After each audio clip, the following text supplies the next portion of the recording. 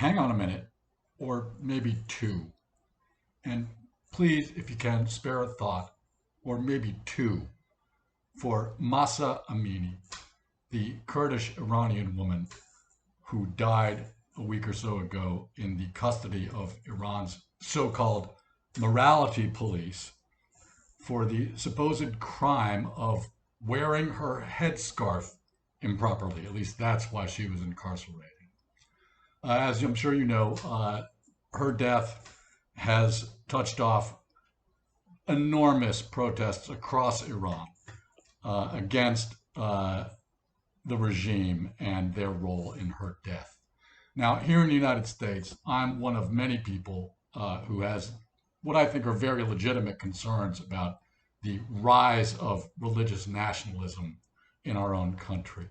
But what we're dealing with here doesn't even amount to 1% of what the people of Iran have been dealing with at the hands of their own government, which is a repressive, corrupt, anti-freedom regime of religious fanatics.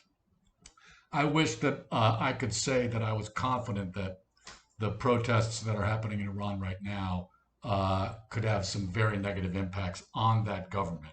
I don't believe that's true. There's been many, many protests over the years in Iran against their government, some of which have been on a very, very large scale. Most recently in 2019 and a decade earlier also in 2009. And each time these protests have been brutally crushed. Hopefully that won't happen this time, but that is my expectation.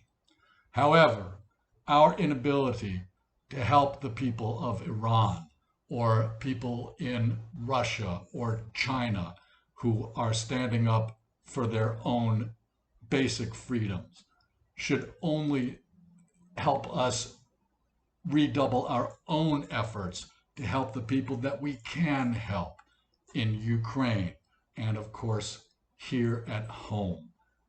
So don't forget to vote in November, and thank you all very much for your kind attention.